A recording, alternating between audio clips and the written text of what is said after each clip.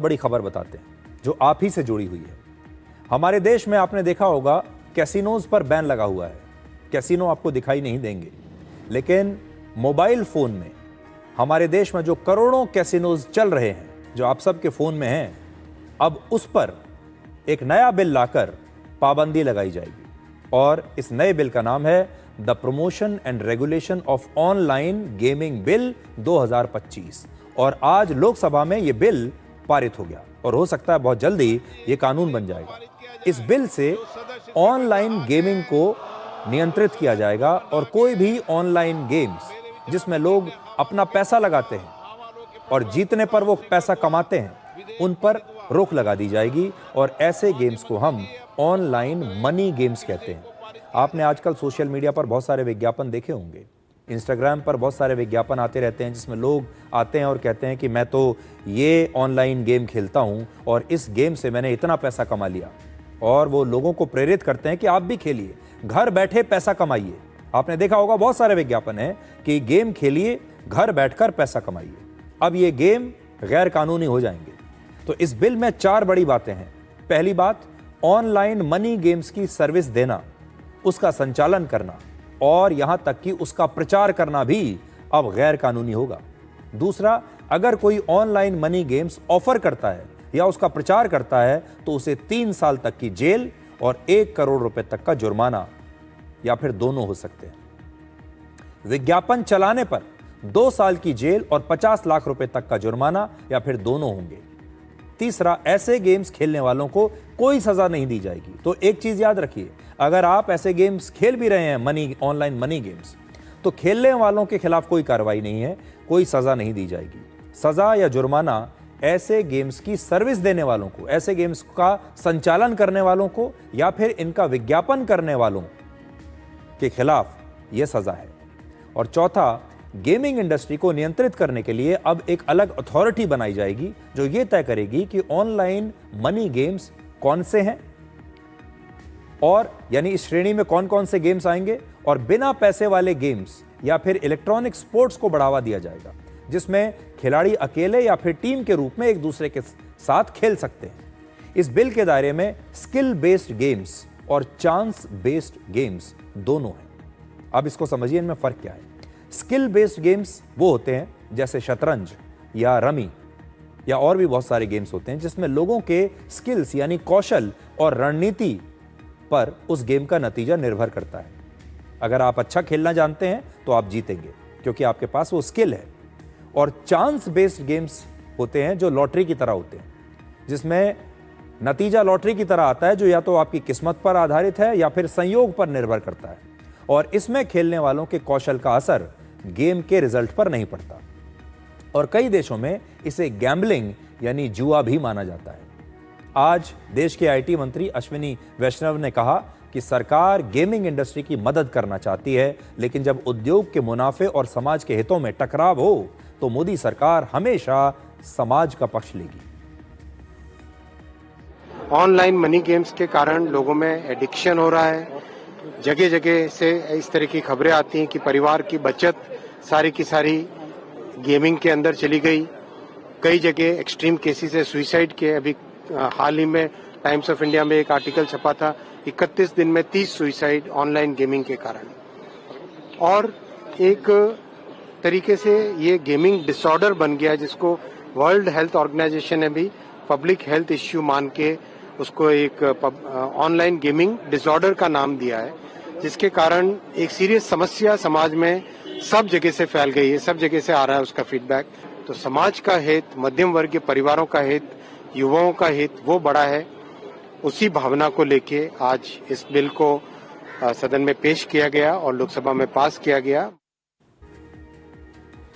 आपने बड़े बड़े फिल्म स्टार्स को, बड़े बड़े क्रिकेट खिलाड़ियों को ऑनलाइन मनी गेम्स का विज्ञापन करते हुए देखा होगा। क्रिकेट और बाकी खेलों के कई ऐसे मोबाइल ऐप्स हैं जिसमें पैसा लगाकर टीम बनानी होती है और विज्ञापनों में ऐसा दिखाया जाता है कि थोड़ा सा पैसा लगाकर 50-60 रुपए लगाकर आप करोड़ों रुपए जीत सकते हैं।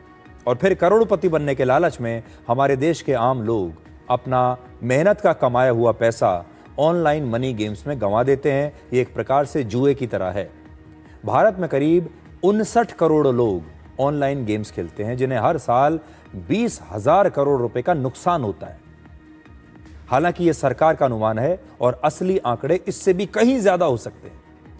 इस साल यानी 2025 के पहले 5 महीनों में ही भारत के लोगों ने औसतन हर महीने लगभग 10,000 करोड़ रुपए ऑनलाइन गेम्स पर खर्च किए। एक सर्वे के मुताबिक 9 साल से 17 साल तक के बच्चे ऑनलाइन गेमिंग प्लेटफॉर्म्स पर 3 घंटे से लेकर 6 घंटे तक रोज बिता रहे हैं।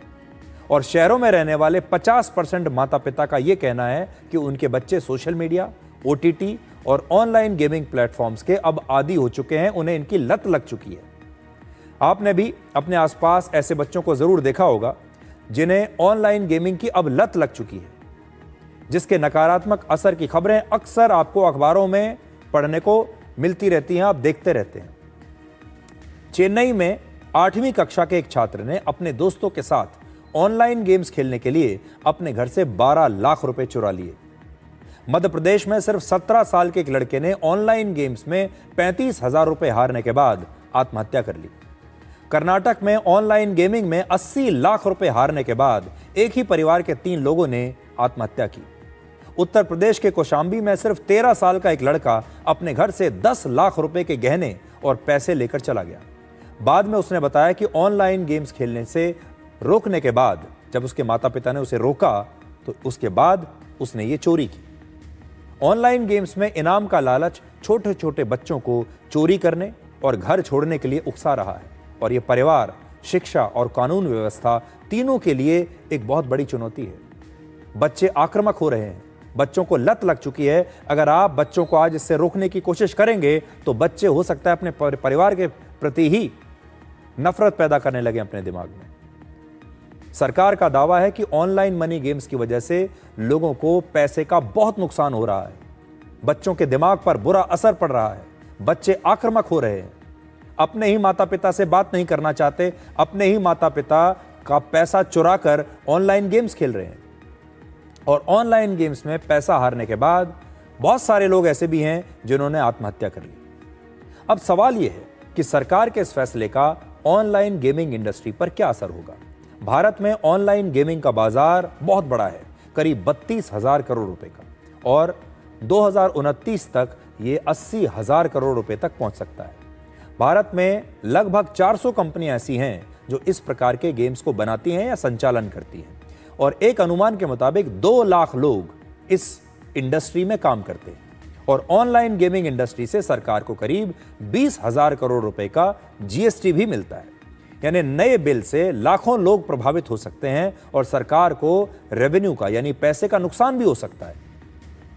ऑनलाइन गेमिंग इंडस्ट्री का कहना है कि इस पाबंदी से उनका उद्योग खत्म हो जाएगा या उस पर बहुत बुरा असर पड़ेगा और लोग गैर कानूनी और विदेशी गेमिंग प्लेटफॉर्म्स के जाल में फंस जाएंगे। जब यहां खेलने को नहीं मिलेगा तो विदेशी ऑनलाइन गेम्स खेलेंगे। इसके बावजूद सरकार इन पर पाबंदी लगाने वाला बिल लेकर आ गई है, क्योंकि ऑनलाइन गेमिंग प्लेटफॉर्म्स का इस्तेमाल अब आर्थिक अपराध के लिए हो रहा है, मनी लॉन्ड्रिंग के लिए, आतंकवाद की फंडिंग के लिए और युवाओं को कट्टरपंथी बनाने के लिए भी इसका इस्तेमाल हो रहा है। बहुत जगहों में तो धर्म परिवर्तन के लिए इसका इस्तेमाल हो रहा है। नेशनल इन्वेस्टिगेशन एजेंसी यानी NIA की जांच में पता चला था कि कुछ ऑनलाइन गेमिंग प्लेटफॉर्म्स के जरिए मनी लॉन्ड्रिंग करके उग्रवादी संगठनों को फंडिंग दी गई। 2023 में संसद की एक समिति ने यह चेतावनी दी थी कि गेमिंग प्लेटफॉर्म्स पर निगरानी की कमी इन्हें आतंकवादी फंडिंग का माध्यम बना रही है और ऐसे प्लेटफॉर्म्स का इस्तेमाल करके युवाओं को उग्रवादी और आतंकवादी संगठनों में भी भर्ती किया जा रहा है। 2022 की एक रिपोर्ट के मुताबिक ऑनलाइन गेमिंग प्लेटफॉर्म से जुड़े आर्थिक धोखाधड़ी के मामले 55% तक बढ़ गए।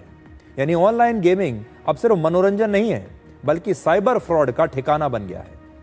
हालांकि एक बहस यह भी चल रही है कि आज के डिजिटल युग में ऑनलाइन मनी गेम्स पर पाबंदी लगाना बहुत मुश्किल काम है। अब ये टेक्नोलॉजी का मामला है और हमें पूरा यकीन है कि अगर आपके घर में ऐसे बच्चे हैं, ऐसे युवा हैं या आप आसपास ऐसे लोग हैं आपके जो कि ऑनलाइन मनी गेम्स में पैसा लगा रहे हैं और इसका जुए की तरह इस्तेमाल कर रहे हैं, तो उन्हें अब आप बता दीजिएगा कि बहुत जल्द ये सब कुछ गैर कानूनी होने वाला है। ऑपरेशन सिंदूर के बाद से भारत अब अपनी आर्मी को, अपनी सेना को और ज्यादा मजबूत कर रहा है। आज भारत ने अपनी स्वदेशी बैलिस्टिक मिसाइल